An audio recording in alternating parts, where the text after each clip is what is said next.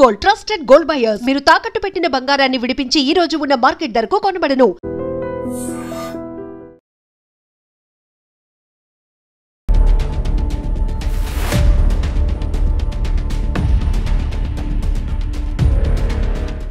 నేను నా చేతులతో కొన్ని వందల శవాలను ధర్మస్థలిలో అనేక చోట్ల పూడ్చాను.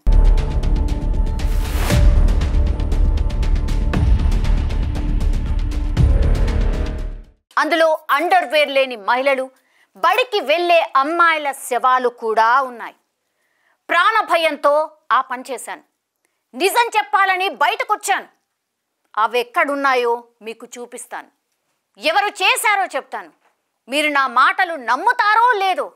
నేను ఒక శవాన్ని పూడ్చిన చోట తవ్వి ఆ ఎముకల ఫోటోలు మీ ముందు పెడుతున్నాను. ఒకవేళ నన్ను ఎవరైనా చంపేస్తే ఆ నిజం నాతో ఆగకూడదు కాబట్టి కారకుల పేర్లను నేను సీల్డ్ కవర్లో సుప్రీంకోర్టు న్యాయవాదికి ఇస్తున్నాను.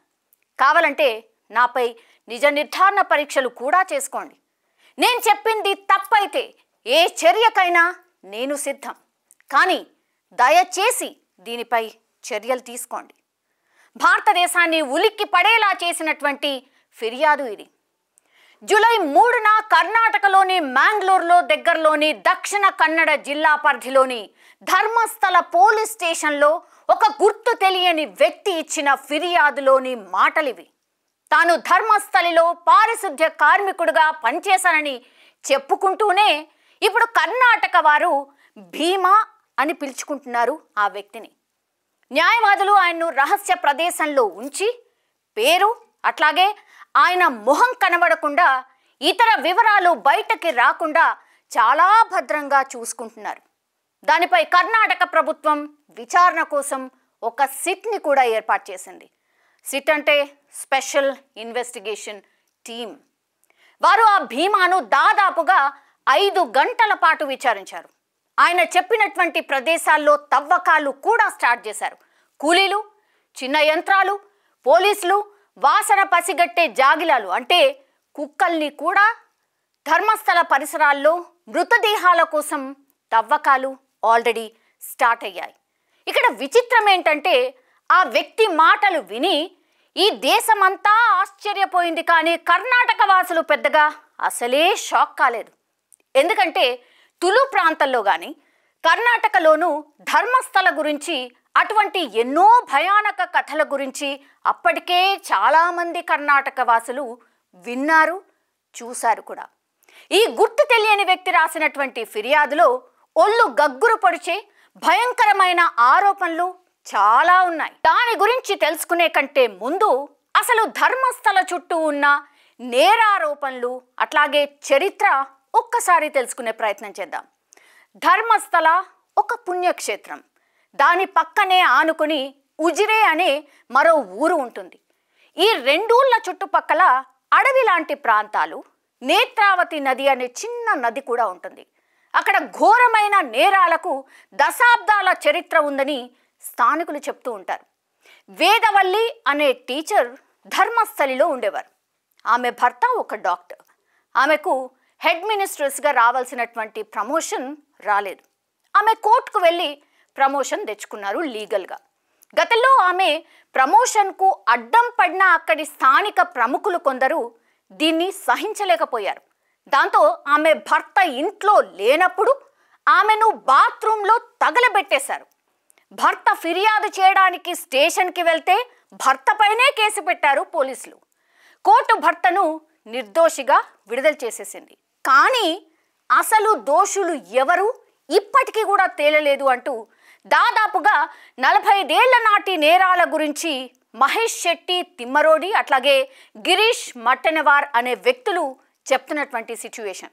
వీరు ధర్మస్థల నేరాల బాధితులకు న్యాయం కోసం చాలా కాలంగా పోరాడుతున్నటువంటి వ్యక్తులు. ఇప్పటికీ కూడా ధర్మస్థల వాసులకు వేదవల్లి గుర్తున్నారు. ఆమె తమను కాదని కోర్టుకు వెళ్ళడం సహించలేని కొందరు పెద్దలు ఈ పని చేశారని స్థానికులు ఇప్పటికీ కూడా స్పష్టంగా చెప్తున్నారు. తన భార్యను చంపిన వారి పేర్లను ఆమె భర్త బతికి ఉన్నప్పుడు చాలా ఓపెన్గానే చెప్తూ ఉండేవారు. కర్ణాటక సోషల్ మీడియాలో ఆమె భర్త వీడియో ఆ పేర్లతో సహా తిరుగుతూ ఉంటుంది ఇప్పటికీ కూడా.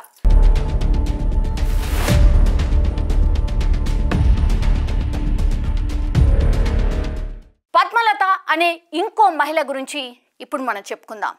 పద్మలత అనే 17 ఏళ్ల మలయాళీ అమ్మాయి ఇంటర్ PUC చదువుతోంది. ఆమె తండ్రి కమ్యూనిస్టు పార్టీ తరఫున ధర్మస్థల పంచాయతీ ఎన్నికల్లో పోటీ చేయాలని అనుకున్నారు.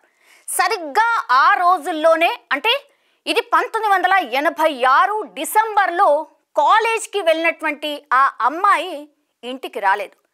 పోలీసులు లోతుగా విచారణ కూడా చేశారు. 56 రోజుల తర్వాత నేత్రావతి నది ఒడ్డున శవం దొరికింది. బట్టలు లేవు, శరీరం ఎముకల గూడ్లా పూర్తిగా మారిపోయింది.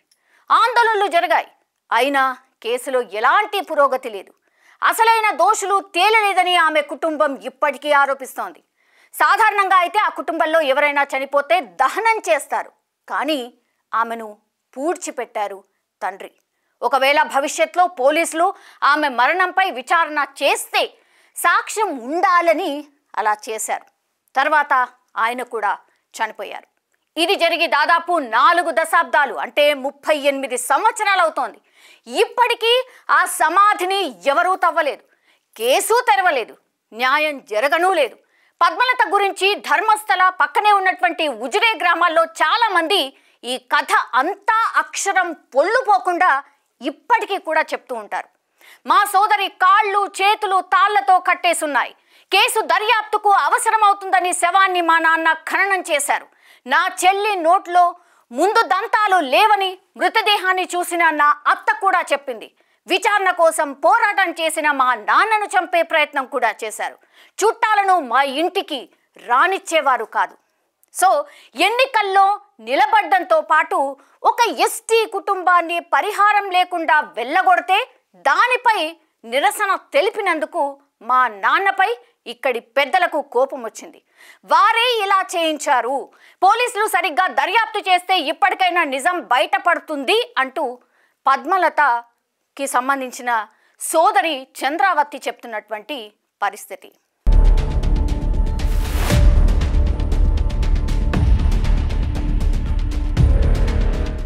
ఇది ఇంకో కథ.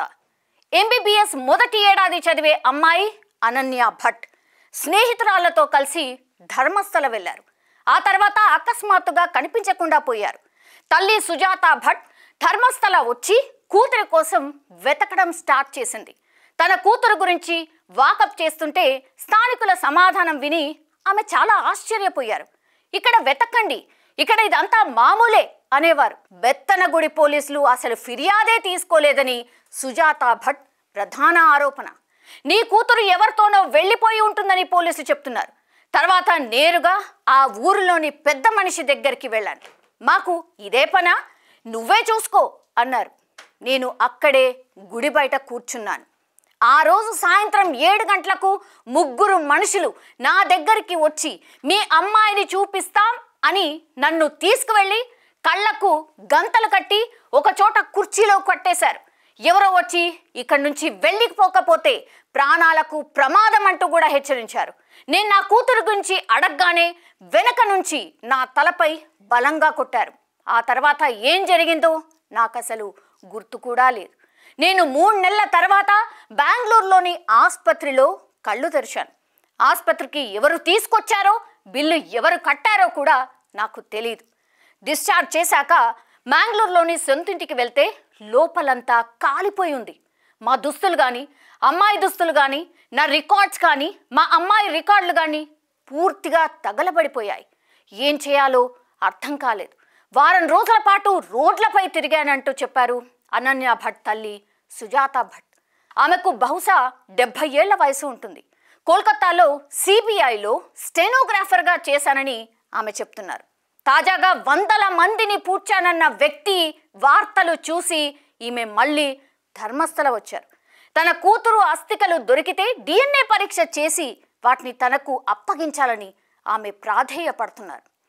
బ్రాహ్మణ పద్ధతిలో నేను నా కూతురికి అంత్యక్రియలు చేసుకుంటాను. నాకు కనీసం ఆతృప్తైనా మిగిల్చండి. అవతలి వారు చాలా పెద్దవారు, నేను వారితో పోరాడలేను, వారికి ధనబలం ఉంది, నాకు డబ్బు లేదు, జనం లేరు, కొందరు నాకు మద్దతు ఇస్తున్నారు, వారి కారణంగానే నేను ఇక్కడి వరకు రాగలిగాను. లాయర్లు నాకు చాలా సాయం చేస్తున్నారు, నేను 20 ఏళ్ల నుంచి ఎదురు చూస్తున్నాను, దయచేసి నా కూతురు అస్థికలు ఇప్పించండి అని కన్నీటితో వేడుకుంటున్నారు ఆమె. ధర్మస్థల ప్రాంతానికి చెందినటువంటి ఒక యువతి ఇంటర్ PUC 2వ ఏడాది చదువుతూ ఉండగా లైంగిక దాడికి గురై హత్యకు కూడా గురైంది. 2012 అక్టోబర్ 10న దుస్తులు లేని, శరీరం అంతా గాయాలతో ఉన్న శవం దొరికింది. ఆమెపై చాలా మంది లైంగిక దాడి చేశారని, ఆ శరీరం చూసిన ఎవరైనా చెప్పగలరు అని కుటుంబ సభ్యులు వాపోతున్నారు. ఆమె కేసు విచారణలో చాలా నిర్లక్ష్యం ఉందని కుటుంబ సభ్యులు గాని, స్థానికులు గాని ఆరోపిస్తున్నారు. సంతోష్ రావే నిందితుడని పోలీసులు చెప్పారు. 9 ఏళ్లు జైల్లో ఉన్న తర్వాత 2023లో ఆయన నిర్దోషి అని కోర్టు వదిలేసింది. అసలు ఆ సంతోష్ రావుకి ఈ నేరానికి అసలు సంబంధమే లేదని స్థానికులు కానీ, ఆమె కుటుంబ సభ్యులు కానీ చెప్తున్నటువంటి మాట. కానీ అసలు నిందితుడు ఇప్పటికీ దొరకలేదు. ఈ కేసు మొత్తం కర్ణాటకను కదిలించడమే కాదు, ధర్మస్థల నేరాల చరిత్రలో కీలకంగా నిలిచింది. ఆ 17 ఏళ్ల అమ్మాయి తాత వివరంగా మాట్లాడుతూ, ఇది ఇవాల్టి విషయం కాదు, వాళ్ళు పోలీసుల గురించి పట్టించుకోకుండా హత్య చేసిన వారిని రోడ్డు పక్కనే పాతేశారు. నాకు పక్కాగా తెలుసు, ఆ శవాలు పూడ్చిన వారు ఒకరు కాదు, చాలా మంది ఉన్నారు. వారు నాతోనే స్వయంగా ఇవాళ ఒక హత్యకు గురైన ఓ వ్యక్తి శవాన్ని పూడ్చామంటూ కూడా చెప్పారు. వారంలో 2-3 ఘటనలు జరిగేవి, ఎన్నో లెక్కలు చెప్పలేరు. అప్పట్లో టాయిలెట్లు లేక అడవిలోకి వెళ్ళేవాళ్ళం. అప్పుడు అడవి పందులు శవాలను పూడ్చిన చోట తవ్వేవి, ఎముకల గూళ్ళు బయటపడేవి. పంచాయతీ వారు శవాలు పూడ్చారంటూ కొత్తగా ఒక వాదన తెస్తూ ఉన్నారు కొందరు. ఇప్పుడు పంచాయతీ గురించి మాట్లాడేవారు అసలు అప్పుడు పుట్టనే లేదు. మేము అతన్ని దేవుళ్ళ చూసేవాళ్ళం, దూర ప్రాంతం నుంచి దర్శనానికి వచ్చిన ఎందరికో అన్యాయం జరుగుతుంది అంటూ వాళ్ళ తాత చెప్పుకున్నటువంటి పరిస్థితి. నా మనవరాలి గురించే కాదు, అసలు ఏ అమ్మాయికి అలా జరగకూడదు. నా మనవరాలి గురించి అడిగినందుకు నా దుకాణాలు లాక్కున్నారు. దేవుణ్ణి, అమ్మవారినే నేరుగా అడిగాను న్యాయం కావాలని. దేవుడు, అమ్మవారు న్యాయం చేస్తారని ఇప్పటికీ కూడా ఆశిస్తున్నారు. ధర్మస్థల వరకు వచ్చిన ఒక మంత్రి మా ఇంటికి వస్తానని అన్నారు, కానీ ఇప్పటికీ రాలేదు. ఎవరు ఆపారు అతన్ని? అంతా మన కళ్ళ ముందే జరుగుతుంది కదా, ఎవరు అనేది అందరికీ తెలుసు కదా. నేను సాక్ష్యం ఇస్తాను అంటూ ఒకరు ముందుకొచ్చారు, కానీ పోలీసులను ఆపుతుంది అసలు ఎవరు అంటూ ఆయన ప్రశ్నిస్తున్నటువంటి సిచ్యువేషన్. లైంగిక దాడి బాధితురాలు కాబట్టి ఆమె పేరు కానీ, కుటుంబ సభ్యుల పేర్లు కానీ, ఫోటోలు కానీ ఎవరు ప్రచురణ చేయట్లేదు ఆర్ బయట పెట్టట్లేదు. కానీ కర్ణాటకలో ప్రతి ఒక్కరికి ఈమె గురించి తెలుసు. ధర్మస్థలిలో ఎక్కడ చూసినా ఆమె ఫోటో కనిపిస్తూ ఉంటుంది. ఆమె ఇంటికి వెళ్లే దారి అంటూ బోర్డులు కూడా కనిపిస్తాయి. 2012లో ఈ కేసు కర్ణాటకను పూర్తిగా కలిచివేసింది, కుదిపేసింది. ఎందరో ఈ అమ్మాయి న్యాయం జరగాలంటూ ఆందోళన కూడా చేశారు, ఇంకా కూడా చేస్తూనే ఉన్నారు. ఆమె ఇంటి దగ్గరలో ఒక విగ్రహం కూడా పెట్టారు. ధర్మస్థల మందిరానికి వెళ్లే కన్నడిగులు ఎవరైనా సరే ఆమె ఇంటికి వెళ్ళి ఆమె తల్లిని కలిసి సంతాపం చెప్తుంటారు. ఇప్పటికీ కూడా ఆమె విగ్రహం ఉన్న చోటును దాదాపు గుడిలా పూర్తిగా మార్చేసి ఇప్పటికీ పూజిస్తున్నారు.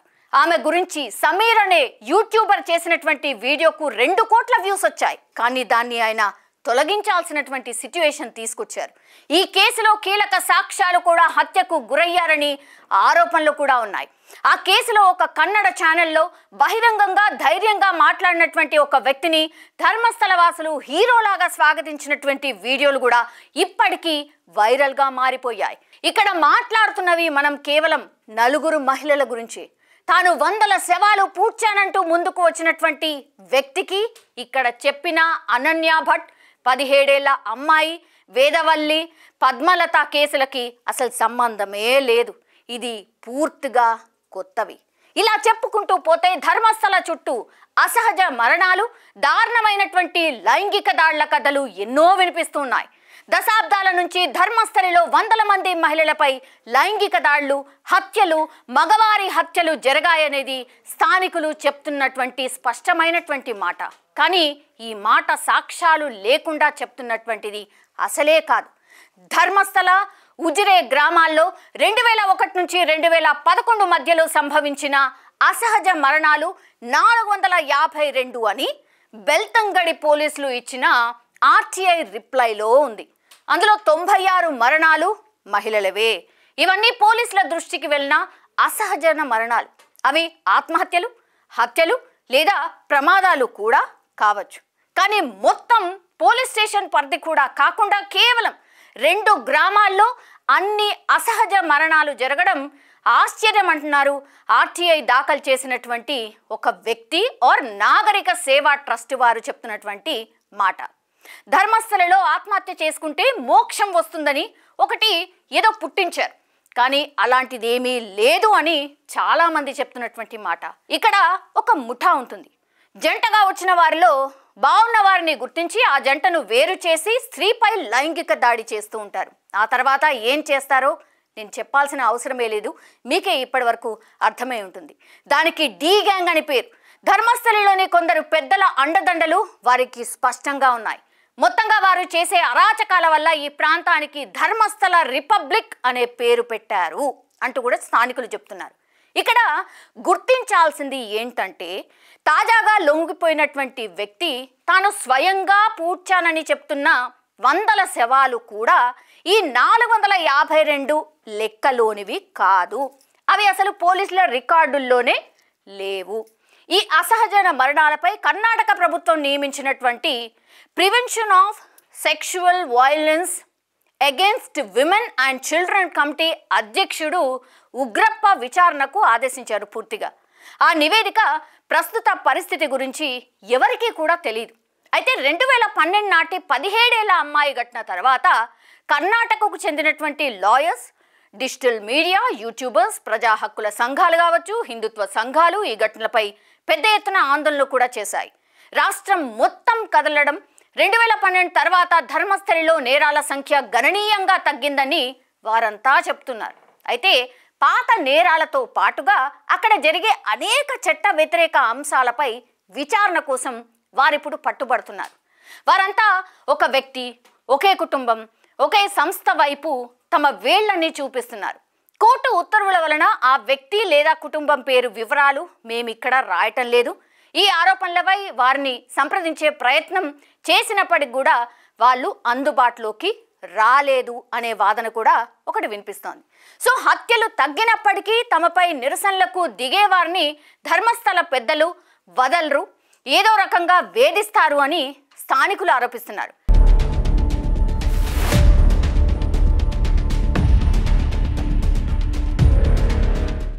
ఇటీవలే రోడ్డు ప్రమాదానికి గురైనటువంటి తనుష్ శెట్టి అనే విద్యార్థి సంఘ నాయకుడు కూడా ఈ తరహా ఆరోపణలే చేస్తున్నారు.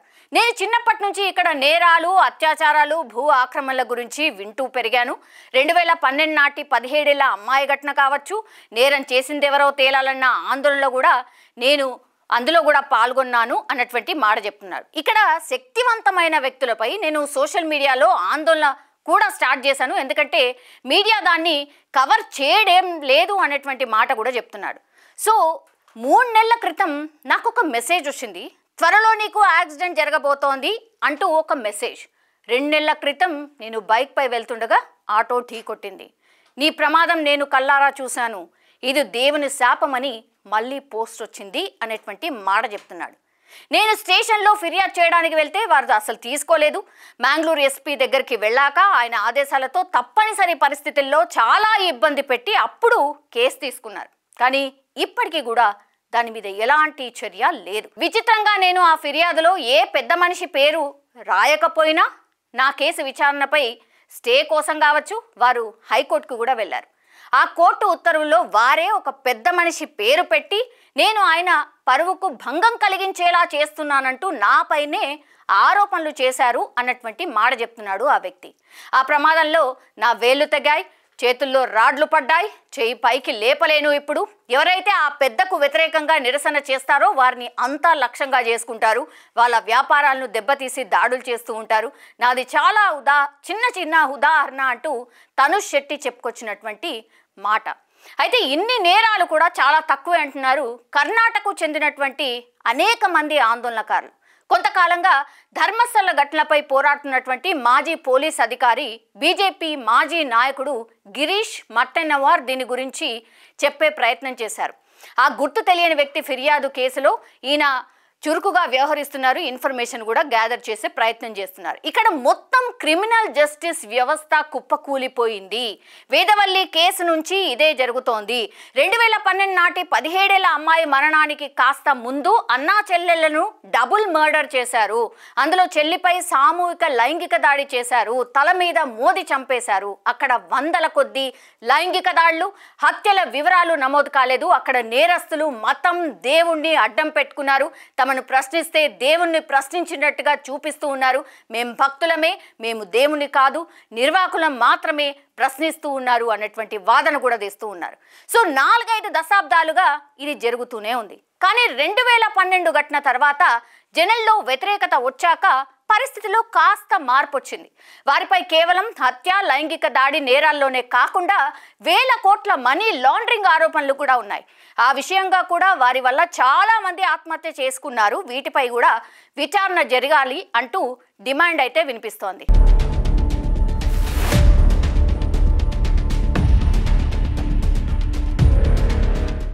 దాదాపు 13 ఏళ్లుగా ధర్మస్థల నేరాలపై పోరాడుతున్నారు మహేష్ శెట్టి తిమ్మరోడి.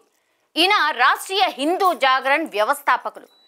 వ్యక్తి చెప్పినటువంటి దానికంటే ఎక్కువ శవాలే అక్కడ దొరుకుతాయని ఆయన స్పష్టంగా చెప్తున్నారు. ధర్మస్థల దగ్గరలో చాలా ఎక్కువ లైంగిక దాడులు, హత్యలు జరిగాయి. వాటి వెనుక చాలా మంది పెద్దలు, శక్తివంతులు ఉన్నారు. 2012 నాటి కేసులే నేను కొట్లాడుతున్నాను, ఇవన్నీ ఎవరు చేస్తున్నారు, ఇక్కడ అసలు చట్టమే లేదు అన్నటువంటి మాట చెప్తున్నారు. ఇక్కడ సమస్యలు ఉన్నప్పటికి కూడా నాయకులు వచ్చి ప్రసాదాలు తీసుకువెళ్ళిపోతారు, సమస్యలపై మాట్లాడరు. అప్పటి బీజేపీ ప్రభుత్వం ఇక్కడి పెద్ద మనిషికి పూర్తిగా సహకరించింది, కాంగ్రెస్ కూడా సహకరిస్తోంది. వాళ్ళందరినీ కొనగలరు, ఎక్కడా ఒక ఎఫ్ఐఆర్ కూడా లేకుండా జాగ్రత్త పడ్డారు అన్నటువంటి వాదన కూడా ఉంది. మేము అసలు భారతదేశంలో ఉన్నామా అనిపిస్తోంది. బీజేపీ, కాంగ్రెస్, జేడీఎస్ అందరి నాయకులు కూడా వచ్చి వారి కాళ్ళ మీద పడతారు. ఆయనపై పోరాడుతున్నకు 13 ఏళ్లలో నాపై 25 కేసులు పెట్టారు అన్నటువంటిది కూడా మహేష్ శెట్టి చెప్తున్నటువంటి మాట. నేను ధర్మస్థలిలో బడిలో చదువుకునే రోజుల నుంచి వీటిని వింటున్నాను. నేను వారి నేరాల గురించి 24/7 నెల రోజుల పాటు మాట్లాడగలను. నా చిన్నతనం గురించి, ధర్మస్థలిలో చనిపోయిన, లైంగిక దాడి గురైనటువంటి వారి సంఖ్య లెక్కలేనంత ఉంది అన్నటువంటి మాట కూడా చెప్తున్నారు. మొత్తం కర్ణాటకలో జరిగిన వాటికంటే ఈ ఊరిలో జరిగినటువంటి సంఖ్యే ఎక్కువ. ఈ మధ్య పోలీసుల ముందు లొంగిపోయినటువంటి వ్యక్తి చెప్పిన దానికంటే కూడా చాలా ఎక్కువగా ఉంటాయి. అడవిలో కుళ్ళిపోయినవి, నేత్రావతి నదిలో కొట్టుకుపోయినవి, అడవి జంతువులు తినేసినవి, వీటికి అసలు మీ దగ్గర లెక్కుందా అంటే ఎక్కడ కూడా ఆన్సర్ లేదు. ఎవరైనా భక్తితో ధర్మస్థల వెళ్ళి ఎవరినైనా దర్శించుకోవచ్చు, అది వ్యక్తిగతం. దానికి పార్టీతో అసలు ఎలాంటి సంబంధం ఉండదు. కాంగ్రెస్ పార్టీ బాధ్యతగా సిట్ అయితే వేసింది. ఇక్కడ నేరం చేస్తే చేసిన వారు ఎంత పెద్దవారైనా వారిని పట్టుకునే బాధ్యత, బాధితులకు న్యాయం చేసే బాధ్యత ఇప్పుడు కాంగ్రెస్ పార్టీదే. ఇక్కడ ఎవరైనా వ్యతిరేకంగా ధర్మస్థలం వెళ్ళి ఎవరి కాళ్ళైనా పట్టుకున్నారా అన్నది మనకు సంబంధం లేదు.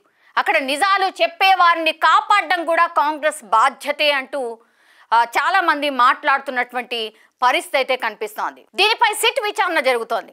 ముందు విచారణ పూర్తయి నివేదిక బయటికి రానివ్వండి అంటూ చాలా మంది కూడా మాట్లాడుతున్నటువంటి సిచ్యువేషన్.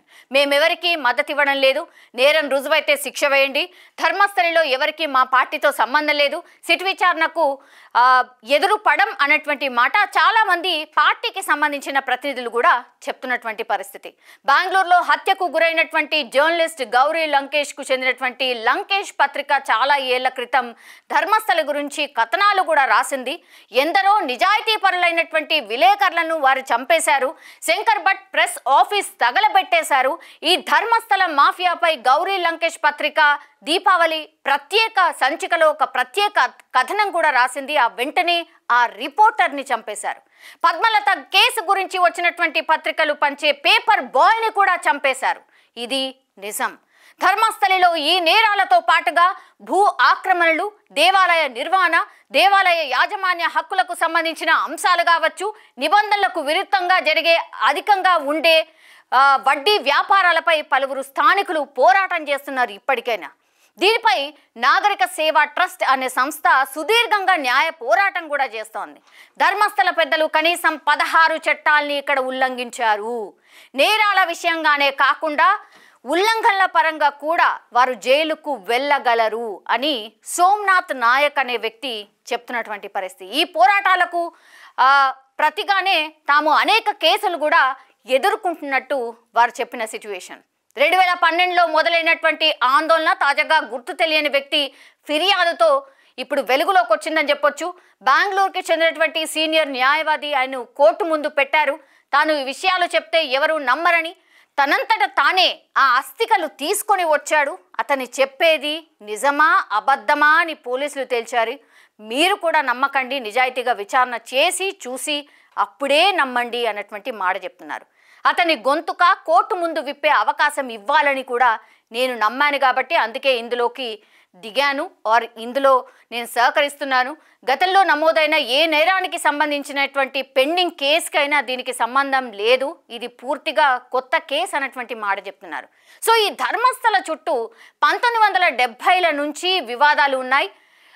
భారత న్యాయ వ్యవస్థలో ఇదో అరుదైన కేసు అంటూ కూడా ఒక సుప్రీంకోర్టు న్యాయవాది కామెంట్ చేశారు. ప్రస్తుతం ఈ కేసు విచారణ కోసం కర్ణాటక ప్రభుత్వం అయితే 4 IPS అధికారులతో కలిసి ఒక ప్రత్యేక దర్యాప్తు బృందాన్ని ఏర్పాటు చేసింది. జూలై 19న doctor Pranav Mohanty IPS, MN Anucheth IPS, Soumyalatha IPS, Jitendra Kumar Dayama IPS వారికి మరో 20 మంది పోలీస్ సిబ్బందిని కూడా ఇచ్చి ఈ కేసుకి సంబంధించి పూర్తి విచారణకైతే ఆదేశించినటువంటి పరిస్థితి. అయితే ఆ 4 IPSలలో కూడా ఒకరు వ్యక్తిగత కారణాలతో ఈ విచారణ నుంచి బయటకు వెళ్ళిపోతున్నట్టు కర్ణాటక మీడియాలో ఒక వార్త అయితే వస్తోంది.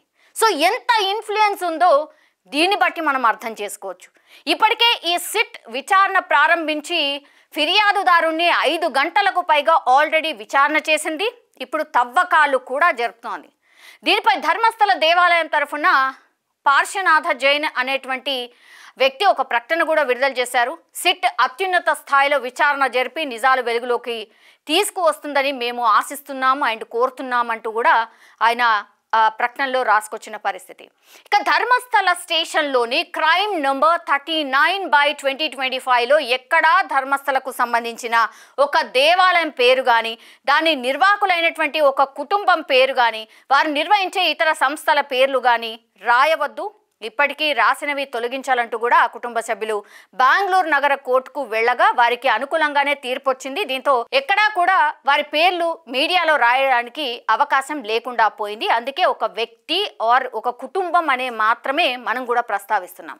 సో ఈ కథనంలో పలువురు ధర్మస్థల వాసులు ఇతర ఆందోళనకారులు చేసినటువంటి ఆరోపణలపై స్పందన కోసం ధర్మస్థల పెద్ద అంటూ వారు చెప్పినటువంటి వ్యక్తిని సంప్రదించడానికి ప్రయత్నించినా కూడా వారు అందుబాటులోకి రాలేదు, స్పందించడానికి ఇష్టపడలేదు. సో ఆ గుర్తు తెలియని వ్యక్తి రాసిచ్చినటువంటి ఫిర్యాదు ఆధారంగానే ఇప్పుడు FIR నమోదైంది. అసలు FIRలో ఏముంది ఒక్కసారి తెలుసుకునే ప్రయత్నం చేద్దాం. 1995 నుంచి 2014 డిసెంబర్ వరకు నేను ధర్మస్థలిలోని ఒక దేవాలయంలో పారిశుద్ధ్య కార్మికుడిగా పనిచేశాను. నేను విధుల్లో చేరిన కొత్తలో అక్కడ శవాలు కనిపించేవి. చాలా ఆడవారి శరీరాలు బట్టలు లేకుండా, అండర్వేర్ లేకుండా ఉండేవి. కొన్నిటిపై స్పష్టమైన గుర్తులు, లైంగిక దాడి జరిగినట్టు, హింస జరిగినట్టు గుర్తులుండేవి. కొన్నిటి మీద యాసిడ్తో కాల్చిన గాయాలు ఉండేవి. 1998లో ఈ శవాలను రహస్యంగా పూర్తి చేశామని, పోలీసులకు చెప్పవద్దని, చెప్తే నన్ను నా కుటుంబాన్ని చంపేస్తామని మా సూపర్వైజర్లు చెప్పారు. వారిది ఒకటే మాట, వాళ్ళ మాట వినాలి లేదా కుటుంబంతో సహా ముక్కలుగా చావాలి. మా సూపర్వైజర్లు శవాలు ఉన్న చోటుకు పిలిచేవారు. 2010లో బహుశా 12 నుంచి 15 ఏళ్ల వయసు ఉన్నటువంటి ఒక టీనేజ్ అమ్మాయి శవం కనిపించింది. ఆమె స్కూల్ యూనిఫామ్ చొక్కా వేసుకుంది. అండర్వేర్ కానీ స్కర్ట్ లేవు. లైంగిక దాడికి సంబంధించిన స్పష్టమైన ఆధారాలు కనిపించాయి. మెడపై గాయాలున్నాయి. ఆమె స్కూల్ బ్యాగ్తో సహా పూడ్చడానికి గొయ్యి తవ్వామని ఆ వ్యక్తి చెప్పాడు. మరోసారి 20 ఏళ్ల అమ్మాయి శవం. ఆమె ముఖం యాసిడ్తో కాల్చేశారు. శవాన్ని న్యూస్ పేపర్లో చుట్టారు. ఆమెను పూడ్చకుండా చెప్పులు ఇతర వస్తువులు తీసుకుని తగలబెట్టేయాలని కూడా సూపర్వైజర్లు ఆదేశించారు. ధర్మస్థలికి వచ్చే మగవారు పేదలను హత్య చేసిన ఉదంతాలు నాకు తెలుసు. వారికి ఊపిరాడకుండా చేసి చంపేసేవారు. కొన్ని నేను స్వయంగా కూడా చూశాను. కొన్ని సందర్భాల్లో శవాలను ఏ ఆధారం లేకుండా డీజిల్తో కాల్చేవాడిని. వందల శవాలు ఈ పద్ధతిలోనే చేశాను. 2014లో మా కుటుంబానికి చెందినటువంటి ఒక అమ్మాయిని లైంగికంగా వేధించారు. ఆ డిసెంబర్లో కుటుంబంతో సహా పారిపోయాను. మౌనంగా ఉండడానికి నా మనసు ఒప్పుకోవడం లేదు. నేను ఈ మధ్య ధర్మస్థలిలో శవాన్ని పూడ్చిన ఒక చోటుకి వెళ్ళి అక్కడ కప్పెట్టిన శవంలో మిగిలిన భాగాలు బయటికి తీసి వాటి ఫోటోలు కానీ ఈ ఫిర్యాదుకు జత చేస్తూ ఉన్నాను. మీరు నమ్ముతారని ఆ శవాలకు అంత్యక్రియలు చేస్తే నా అపరాధ భావం కాస్తైనా తగ్గి వారి ఆత్మకు శాంతి కలుగుతుంది. ఆఖరికి చావులో కూడా గౌరవానికి నోచుకొని బాధితులకు న్యాయం చేస్తారని ఆశిస్తున్నాను. నేను ఆరోపణలు చేస్తున్న వారంతా ఒక దేవాలయ పరిపాలనకు సంబంధించిన వారు. ఇతర సిబ్బందిని కోర్టు ఆదేశాల మేరకు ఆ పేరు ఇక్కడ నేను ఇవ్వటం లేదు. శక్తివంతులు, పలుకుబడి ఉన్నవారు తమను వ్యతిరేకించే వారిని చంపేస్తారు. కావాలంటే నాపై నిజ నిర్ధారణ పరీక్షలు కూడా చేసుకోండి. ఒకవేళ నేను ఆ పేర్లు చెప్పకుండానే మాయమైపోయినా లేక నన్ను మర్డర్ చేసినా నాకు తెలిసిన నేరస్తుల పేర్లు వారి పాత్రలు ఈ ఫిర్యాదులో రాసిన దాని కొనసాగింపు అంతా కూడా నేను వివరంగా రాసి సంతకం పెట్టిన ఫిర్యాదు కాపీ సుప్రీంకోర్టు న్యాయవాది ధనుంజయ గారికి నేను అందించాను. ఈ సాక్ష్యాలు నాతో అంతరించపోకూడదు. ఇది ఎఫ్ఐఆర్లో స్పష్టంగా ఆ వ్యక్తి ఇచ్చినటువంటి ఫిర్యాదు. సో ధర్మస్థలిలో ఇంత జరిగింది. దీనిపైనే ఇప్పుడు సిట్ విచారణ జరుగుతోంది. అండ్ ప్రపంచమంతా, మన దేశమే కాదు ప్రపంచమంతా చూస్తోంది అసలు ధర్మస్థలిలో ఏం జరిగి ఉంటుంది. ఇప్పుడు తవ్వినా కొద్దిగా శవాలు బయటకు వస్తాయి అన్నటువంటి మాట చెప్పారు. కాబట్టి ఎన్ని శవాలు బయటకు వస్తాయి, మరి ఎన్ని మిస్సింగ్ కేసెస్ ఉన్నాయి, ఇందులో పెద్ద తలకాయ ఎవరు, అసలు ఆ పెద్దలు ఎవరు, ఇంత మారణకాండకి పాల్పడింది ఎవరు అనేది మరి సిట్ విచారణలో ఏం తేలుతుంది. ఆ తర్వాత ఆ పెద్దల పేర్లు బయటకు వస్తాయా లేదా, ఇది ధర్మస్థలిలో ఏం జరుగుతోంది అని చెప్పే ఒక చిన్న ప్రయత్నం. నిజంగా ప్రస్తుతం ఉన్నటువంటి సమాజం దేనికి ప్రయారిటీ ఇస్తుంది? ఆర్థిక సంబంధాల చుట్టూ మాత్రమే తిరుగుతోంది. మళ్ళీ ఎన్నికలంగానే చాలా విరక్తి కలుగుతున్నాం. మంచి అనిపిస్తుంది కదా, లేడీస్ కూడా ఛాలెంజింగ్ జాబ్స్ చేసినప్పుడు చాలా బాగుంటది. ట్రాఫిక్ అసిస్టెంట్స్ గా నియమించిన ట్రాన్స్జెండర్స్ అందరితో సాల్యూట్ చేయించుకుంటున్నారు. ఫుడ్ డెలివరీ ఇవ్వటానికి వెళ్ళినటువంటి డెలివరీ బాయ్ అనిల్ పై కళ్ళ ముందు